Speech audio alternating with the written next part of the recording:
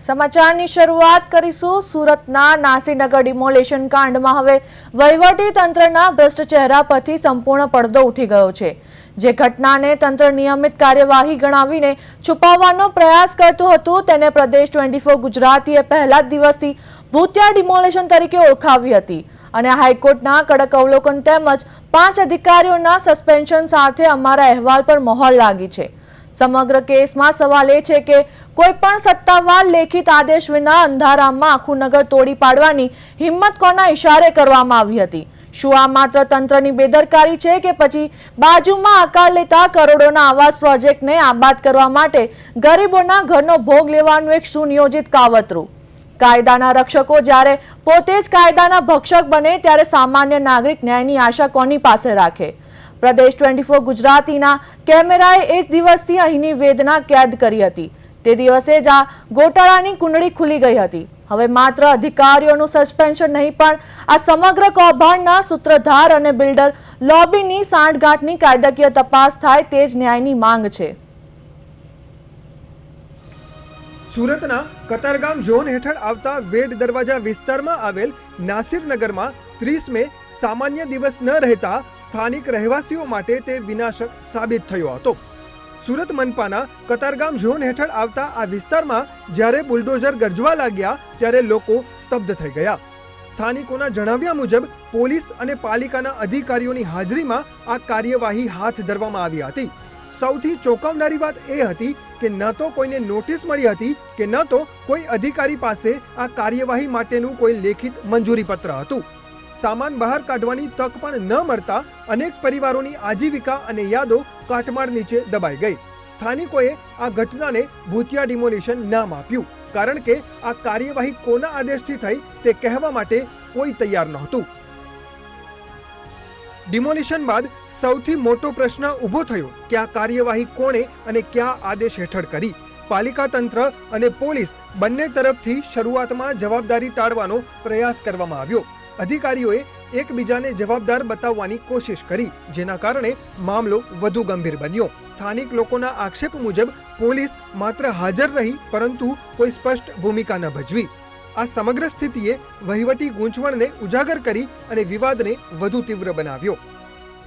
દિવસે પણ ખ્યાલ નથી આવ્યો કે આ ડિમોલેશન કોણે કર્યું। બીજી બાજુ જે તસવીર જોઈ શકીએ છીએ કે આ તસવીરો છે જે નાની બાળકીઓ જે હસતા મોઢે પોતે જે સ્કૂલ માટે જવા માટે જોઈ શકાય છે કે આ પ્રમાણે આ નાની બાળકીઓ છે તે પોતાના દફતરો ગોતી અને જે રીતે સ્કૂલે જાય છે એના આ જે રીતના હાવભાવ અને જે રીતે આ દેશનું ભવિષ્ય બેટી બચાવો બેટી પઢાઓની જે કડવી વાસ્તવિકતા વચ્ચે જે પ્રકારની આ દીકરીઓની હાલત જોઈ શકીએ છીએ કે ડિમોલેશન બાદ આ પ્રમાણે તે સ્કૂલે જવા રવાના થઈ છે પરંતુ આ જોઈ શકીએ છીએ કે આ એનું ઘર છે અને અહીંયા મહિલા પણ તેમના જે કોઈ હશે તે કામ અંદર કરતા નજરે પડી રહ્યા। ત્યારે અનેક ભૂલકાઓ છે તે અત્યારે આ સ્કૂલ જવા માટે પોતાના દફતરો શોધી અને જે તૂટ્યું અડધું ખાટું કે જે કાંઈ છે તેમાંથી પોતાનું જે દફતર લઈને સ્કૂલે જવા મજબૂર બન્યા છે। 14 દિવસ બાદ આ ભૂતિયા ડિમોલેશન એટલે પોલીસની હાજરી હતી। સુરત મહાનગરપાલિકાના જે કહી શકાય કે નિષ્કુળ જે અધિકારીઓ હતા અને તેઓ તમામ એકબીજા ઉપર ખો રમી રહ્યા છે। સુરત મહાનગરપાલિકાનું તંત્ર હજુ પણ ફીફા ખાંડે છે અને ગોળ ગોળ જવાબો ફેરવે છે। બીજી તરફ આશીષ જે રીતના ઝોનલ ચીફ વડા તેમના આવી અને તેઓ પણ કહે છે કે તપાસ કરી છે અને તેમને પર પ્રેશર છે અધિકારીઓને। બીજી તરફ હજુય આખું જે પ્રકારેનો બિલ્ડરોનો લાભનો મામલો છે એટલે તેમાં આ પ્રમાણેના જે કન્સ્ટ્રક્શન સાઇડ આટલો હોબાળો આટલો ઓહાપો ગુજરાતભરમાં આની ચર્ચા છતાં પણ ધમધોકાર બિંદાસપણે જે કન્સ્ટ્રક્શન સાઇડો છે તે ચાલી રહી છે। એટલે આ 500 જેટલા જે લોકો બેઘર છે અને તેઓના આશિયાના સીનવાયા બાદ આ રીતની સ્થિતિ અને આ રીતના દ્રશ્યો છે તે સુરતના નાસિરનગરમાં જોવા મળી રહ્યા છે। એટલે ચોક્કસથી ક્યાંક ને ક્યાંક જે પ્રકારેના મોટા માથાઓ પણ એ તો સવાલ એ છે કે કેટલાક મોટા માથા હશે કે જે તમામ નિયમોને ખીચામાં મૂકી અને આખોય કાંડ રચ્યો છે। ત્યારે ચોક્કસથી અનેક ચર્ચાઓ ઊભી થઈ રહી છે। ધારાસભ્ય વિનુ મોરડિયાએ પણ યોગ્ય તપાસ થવાની માંગ કરી હતી। એટલે અનેક રાજકીય હવે નવા વળાંકો સાથે અનેક અધિકારીઓ પોતાની ચામડી બચાવી રહ્યા છે। નવી કમિટી રચાણી છે પરંતુ કમિટીમાં પણ વાડે સીબડા ગયા એટલે એવો જ ઘાટ છે કારણ કે તપાસ અધિકારી જેને સોંપવામાં આવે છે એની ઉપર જ તપાય છે. એટલે આખો જે ભ્રષ્ટાચારમાં લુપ્ત થયેલો આ કાંડ સુરત મહાનગરપાલિકાના જે રીતે મેળાપેપણામાં થયો ત્યારે હજુય સ્પષ્ટ સાબિત નથી થયું કે આ ડિમોલેશન આખરે ભૂતિયા કર્યું તો કોણે કર્યું. ત્યારે જે રીતે જોઈ શકીએ છીએ તેવા દૃશ્યો આ પ્રમાણે અહીં જોવા મળી રહ્યા છે. જે પીડિત પરિવારો છે તે અત્યારે રાહ જોઈને બેઠા છે કે તેમને સરકાર છે તે કોઈ ન્યાય આપશે, પરંતુ બિહામણા દૃશ્યો કહી શકાય, કારણ કે 14 દિવસ બાદ પણ આ રીતની સ્થિતિ, એટલે આ ભૂતિયા ડિમોલેશન કરી તો કરી કોણે ગયું એ હજુ સુધી બહાર નથી આવ્યું. અને બીજી તરફ પરિવારથી માંડીને જે રીતે જોઈ શકીએ છીએ તેવા દૃશ્યો જોવા મળી રહ્યા છે. અને નાની બાળકી પણ અહીં પોતાનો આટલું જે બચ્યું છે, આટલી જે જગ્યા બચી છે તેમાં પણ તે પોતાની સાફ સફાઈ છે તે કરી રહી છે. એટલે ચોક્કસથી જે રીતે નાસિરનગરનું આખું ભૂતિયા ડિમોલેશન છે તે અનેક પ્રશ્નાર્થો વચ્ચે આજે પણ 14 દિવસે ન્યાયની આશાએ બેઠું છે, પરંતુ ન્યાય મળશે કે કેમ તેના ઉપર પણ એક સવાલ ઉઠી રહ્યો છે. કારણ કે આખો કાંડ રચાયો હજુ સત્તાવાર રીતે કોણે કર્યું છે તે ખબર નથી. તો શું આ ખબર પડશે કે આ પણ એક રહસ્ય રહેશે? એ તો આવનારો સમય બતાવશે. જ્યારે સ્થાનિક તંત્રએ આંખ આડા કાન કર્યા ત્યારે 26 પીડિતોએ ગુજરાત હાઈકોર્ટના દ્વાર ખખડાવ્યા. કોર્ટે આ મામલે અત્યંત કડક વલણ અપનાવ્યું. હાઈકોર્ટમાં રજૂ થયેલા દસ્તાવેજો પરથી સ્પષ્ટ થયું કે ડિમાર્કેશન એટલે કે હદ નક્કી કરવા માટે જે પોલીસ બંદોબસ્ત માંગવામાં આવ્યો હતો તેનો દુરુપયોગ ડિમોલિશન માટે કરવામાં આવ્યો. કોર્ટે નોંધ્યું કે પોલીસ માત્ર એક મૂક પ્રેક્ષક બનીને ઊભી રહી હતી, જે વહીવટી પ્રક્રિયાની ગંભીર ક્ષતિ છે. આ અવલોકને કેસને નવો વળાંક આપ્યો. હાઈકોર્ટમાં રજૂ થયેલા દસ્તાવેજો અને દલીલોમાં અનેક ચોંકાવનારા ખુલાસા થયા. કોર્ટે પણ શરૂઆતથી જ આ મામલે ગંભીર વલણ દાખવ્યું અને મ્યુનિસિપલ તંત્રની કામગીરી પર સવાલો ઉઠાવ્યા. કોર્ટમાં સ્પષ્ટ થયું કે ડિમોલિશન માટે કોઈ સત્તાવાર મંજૂરી કે ઓર્ડર ઉપલબ્ધ નહોતો, છતાં પણ કાર્યવાહી થઈ ગઈ. આ અવલોકન બાદ કેસની ગંભીરતા અનેક ગણી વધી ગઈ અને તંત્ર પર દબાણ વધ્યું. મ્યુનિસિપલ કમિશનરની તપાસમાં સૌથી મોટો ખુલાસો થયો કે ડિમોલિશન માટે કોઈ સત્તાવાર આદેશ જ આપવામાં નહોતો આવ્યો. આ ખુલાસાએ આખા તંત્રને પ્રશ્નના ઘેરામાં મૂકી દીધું. જો આદેશ જ નહોતો તો કાર્યવાહી કેવી રીતે થઈ? હવે સવાલ એ છે કે આ નિર્ણય લેવાયો કોના દ્વારા અને અમલ કોણે કર્યો? હાઈકોર્ટના કડક વલણ બાદ મહાનગરપાલિકાએ 5 અધિકારીઓને સસ્પેન્ડ કર્યા છે, જેમાં સિવિલ વિભાગના કાર્યપાલક ઇજનેર સુજલ પ્રજાપતિ, સિવિલ વિભાગના કાર્યપાલક ઇજનેર જયાંગ જીવનરામજીવાલા, સિવિલ વિભાગના ડેપ્યુટી ઇજનેર અર્પણ પરમાર, સિવિલ વિભાગના આસિસ્ટન્ટ ઇજનેર મોનિકા ગઢિયા અને સિવિલ વિભાગના જુનિયર ઇજનેર નરેશ ગલચરનો સમાવેશ થાય છે. આ 5 અધિકારીઓના સસ્પેન્શન બાદ તંત્રમાં ભારે ખળભળાટ મચી ગયો છે. હવે આ કેસ માત્ર ડિમોલિશનનો નથી રહ્યો, પરંતુ વહીવટી જવાબદારી અને સિસ્ટમની નિષ્ફળતાનું પ્રતીક બની ગયો છે. આ સમગ્ર કેસમાં ખાસ કરીને સુજલ પ્રજાપતિની ભૂમિકા શંકાના દાયરામાં છે.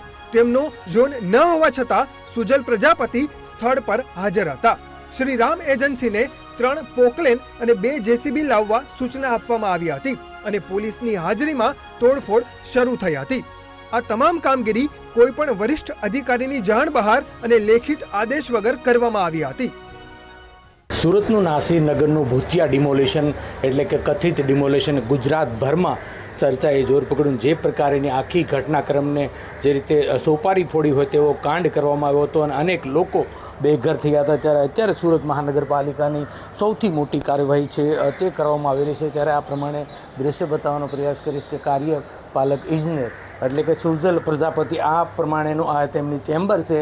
સુજલ પ્રજાપતિના આખાય કાંડના જે માસ્ટર માઇન્ડ છે તે સુજલ પ્રજાપતિ હોવાનું સામે આવ્યું છે. આ તેમની ચેમ્બર છે. પરંતુ અત્યારે સુરત મહાનગરપાલિકા દ્વારા જે પ્રકારેની કામગીરી કરવામાં આવી છે, ત્યારે જે રીતનો સુજલ પ્રજાપતિના જે રીતના આખો મોર મારી હતી અને જે પ્રકારે સુરત મહાનગરપાલિકાના ઇતિહાસનું આ સૌથી મોટી કાર્યવાહી છે તે કરવામાં આવી છે. એટલે કે સેન્ટ્રલ ઝોનના નાસિરનગરમાં જે પ્રકારે 1 મહિના અગાઉ જે રીતની આખી ઘટના ભૂતિયા ડિમોલેશન કર્યું હતું, તેમાં જે રીતની ફરજમાં બેદરકારી બદલ કુલ 5 જે સિવિલ એન્જિનિયરો છે તેને તાત્કાલિક અસરથી ફરજ મોકૂફ એટલે કે સસ્પેન્ડ કરવામાં આવ્યા છે. જેમાં વાત કરીએ તો મુખ્ય છે સુજલ ધર્મસિંહ પ્રજાપતિ કાર્યપાલક ઇજનેર અને જયાંગ રજનીકાંત જીવન રામજીવાલા, અર્પણ મનસુખલાલ પરમાર અને મોનિક જે છે ગઢિયા અને સાથોસાથ છેલ્લે નરેશ જે ગલચર એટલે કે જે જુનિયર એટલે તમામ લોકો છે તે દોષિતમાં અત્યારે હાલ ગણવામાં આવ્યા છે. પરંતુ હજુ પણ ક્યાંક ને ક્યાંક જોવા જાય તો હજુ પણ આમાં અનેક લોકો સસ્પેન્ડ થઈ શકે તેવો મોટો આખો કાંડને પ્રી પ્લાનિંગ મુજબ અંજામ આપ્યો હતો. પરંતુ હવે સૌથી મોટી કાર્યવાહી એટલે અત્યારે જે પ્રકારેના 5 જે અધિકારીઓ છે તેમને ફરજ મોકૂફ કરવામાં આવ્યા છે, સસ્પેન્ડ કરી દેવામાં આવ્યા છે. પરંતુ આવતીકાલે વધુ સુનાવણી છે અને તેમાં કેટલાક વધુ ખુલાસા થાય તો પણ નવા નહીં. પરંતુ સૌથી મોટી વાત છે કે સુરતનું નાસિરનગરનું જે કથિત ડિમોલેશન હતું તેમાં મુખ્ય ભૂમિકા ભજવનાર મુખ્ય શહેરો એટલે કે સુજલ પ્રજાપતિ સહિતના લોકો સસ્પેન્ડ કરાયા છે. નાસિરનગર ડિમોલિશન માત્ર વહીવટી ભૂલ નથી, પરંતુ તેની પાછળ એક મોટું આર્થિક કારણ હોવાની પણ ચર્ચાઓ જોરશોરથી ચાલી રહી છે.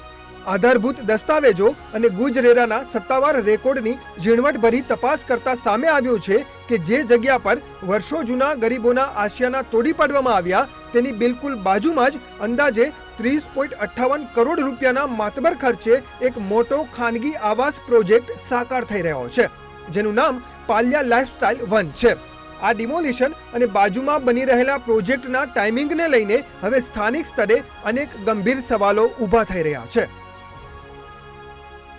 ડેવલપરે ફિઝિકલ ડિમાર્કેશન માંગ્યું હતું, પરંતુ તે સ્થળે ડિમોલિશન થઈ ગયું. આ કોઈ અકસ્માત હોઈ શકે ખરો? જ્યારે સામાન્ય નાગરિક કોઈ નાનો ફેરફાર કરે તો પાલિકા તરત જ તેને નોટિસ ફટકારે છે. તો પછી 100 મકાનો કેવી રીતે આદેશ વગર તોડી શકાય? જો સામાન્ય નાગરિક સામે તાત્કાલિક કાર્યવાહી થાય છે તો આવા મોટા વહીવટી ગોટાળા પર જવાબદારી કેમ નક્કી થતી નથી?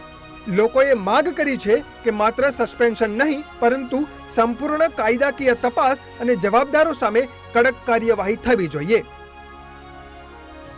કેસ આગળ વધતા રાજકીય અને વહીવટી સ્તરે પણ દબાણ વધ્યું છે. સસ્પેન્શન બાદ વધુ તપાસની શક્યતા વ્યક્ત થઈ રહી છે. અધિકારીઓ સામે હજુ સુધી કોઈ પોલીસ ફરિયાદ નોંધાઈ નથી, જેને કારણે કેસ વધુ વિવાદાસ્પદ બની રહ્યો છે. સુરતના નાસિરનગર ડિમોલિશન કાંડે વહીવટી તંત્રના અંધારા ખૂણાઓ પરથી પડદો ઉઠાવી દીધો છે. પ્રદેશ 24 ગુજરાતીએ પહેલા દિવસથી જ સવાલ ઉઠાવ્યા હતા કે શું આ કાર્યવાહી કાયદેસર છે, અને હાઈકોર્ટના કડક વલણ અને મહાનગરપાલિકાના સસ્પેન્શન ઓર્ડરે એ સાબિત કરી દીધું કે આ કોઈ સામાન્ય ડિમોલિશન નહીં, પરંતુ એક ભૂતિયા ડિમોલિશન હતું, જેમાં નહોતી કોઈ નોટિસ, નહોતો કોઈ આદેશ, માત્ર હતી તો સત્તાની મનમાની. જ્યારે 100 થી વધુ પરિવારોની છત છીનવાઈ ગઈ ત્યારે તંત્રના 5 અધિકારીઓ સસ્પેન્ડ તો થયા છે, પણ સવાલ એ છે કે શું આટલું પૂરતું છે? જે ગરીબોના આશિયાના તોડી પાડવામાં આવ્યા તેની બાજુમાં આકાર લેતો કરોડો રૂપિયાનો પ્રોજેક્ટ અને તેમાં છુપાયેલી બિલ્ડર લોબીની ભૂમિકા અંગે હજુ પણ ઘણા રહસ્યો અકબંધ છે. ગુજરાતભરમાં જે રીતે સુરતનું નાસિરનગરનું ભૂતિયા ડિમોલેશન છે તેણે ચોક્કસથી 1 મહિના જેવા સમયથી જે રીતના આખો talk of the town kitchen ખાસ કરીને 1 મહિના સુધીના જે રીતની નાટકી વળાંક અથવા તો જે રીતે સુરત મહાનગરપાલિકાનું તંત્રે પ્રી પ્લાનિંગ મુજબ આખું જે ભૂતિયા ડિમોલેશન છે તે કર્યું હોય તેવો ઘાટ સર્જાયો હતો. અને 1 મહિનાના અંતે પણ જે પ્રકારે હાઈકોર્ટનું આખું કડક વલણ બાદ જે રીતની કાર્યવાહી છે તે કરવામાં આવી છે. અને તેમાં જોઈ શકીએ કે જે રીતે હાઈકોર્ટના કડક વલણ બાદ સુરત પોલીસ સહિતની જે કામગીરી ઉપર પણ જે રીતે પ્રશ્નાર્થ ઊભા થયા હતા, અને ખાસ કરીને હાઈકોર્ટે તેઓને પણ જે રીતના જવાબ માગ્યા છે કેટલાક ખુલાસા. કારણ કે અગર આ ભૂતિયા ડિમોલેશન જે હતું તેમાં પોલીસ શું કરી રહી હતી, પોલીસના ઉચ્ચ અધિકારી રાજદીપસિંહ નકુમસિંહ સહિતના અધિકારીઓ શું કરી રહ્યા હતા, બીજી તરફ આખી ઘટનાને કર્મ આપનાર અને ખાસ કરીને માસ્ટર માઇન્ડ એટલે કે જે સુજલ પ્રજાપતિ છે તેમનો જે વિસ્તાર નથી છતાં પણ તેઓની ત્યાં હાજરી એટલે કે ટોપી પહેરી અને અલગ અલગ અધિકારીઓ છે, જિયાંગ રામજી જીવનવાલા સહિતના જે અધિકારીઓ હોય, નરેશ ગલચર સહિતના છે 5 અધિકારીઓ છે, તેમની ભૂમિકા હાલ જે રીતની છે તેમાં સુરત મહાનગરપાલિકાને સૌથી મોટી કાર્યવાહી છે તે કરવામાં આવી છે. અને જેમાં 5 અધિકારીઓ છે તેમને હાલ હાલ ફરજ મોકૂફ એટલે કે સસ્પેન્ડ કરી દીધા છે. બીજી તરફ મહત્વની વાત તમને જણાવી દઉં કે જે પ્રકારે પ્રદેશ 24 ગુજરાતી દ્વારા જે રીતનો આખો અહેવાલ અને જે રીતના શરૂઆતથી જ આખા મુદ્દા ઉપર વળગ્યા હતા અને પોઈન્ટ ટુ પોઈન્ટ જે રીતે જેની શંકાસ્પદ ભૂમિકા હોય તેના નામજોગ એટલે કે આખા જે કાંડમાં જે રીતનો સુજલ પ્રજાપતિ સહિતના હોય કે જીયાંગ રામજી વનવાલા હોય કે પછી નરેશ ગલસર સહિતના જે અધિકારીઓ છે તેમની શંકાસ્પદ ભૂમિકા અંગે અને જે રીતનું હાઈકોર્ટે જે પ્રકારેનું આખું વિશ્લેષણ કર્યું અને ત્યારબાદ જે પ્રકારેની મોટી કાર્યવાહી છે તે કરવી પડી હતી, ત્યારે પ્રદેશ 24 ગુજરાતીએ ગઈકાલે સાંજે જ અગાઉ કીધું હતું કે મોટી કાર્યવાહી છે, મોટા ધડાકા છે તે સુરત મહાનગરપાલિકામાં થવાના છે. અને આખું નાસિરનગર કાંડમાં જે રીતે અધિકારીઓને સસ્પેન્ડ કરવાની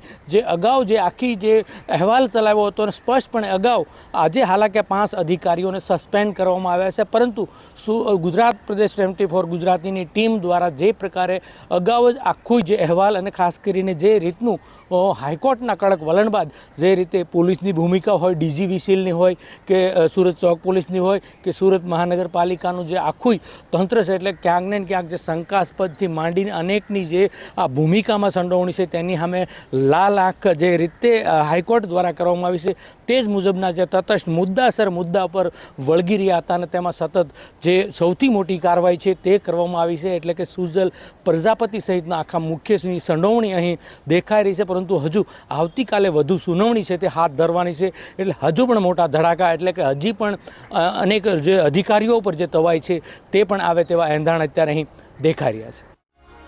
પ્રદેશ 24 ગુજરાતીના કેમેરાએ જે દિવસે અહીંની વેદના કેદ કરી હતી તે દિવસે જ આ વહીવટી ગોટાળાનો પર્દાફાશ થઈ ગયો હતો. હવે નજર એ વાત પર છે કે શું આ કાર્યવાહી માત્ર એક સસ્પેન્શનના નાટકમાં સમાપ્ત થશે કે પછી જવાબદાર માથાઓ સુધી કાયદો પહોંચશે. કારણ કે ન્યાય એ માત્ર કાગળ પર નહીં પણ પીડિતોના આંસુ લૂછવા માટે પણ હોવો જોઈએ. બ્યુરો રિપોર્ટ પ્રદેશ 24 ગુજરાતી.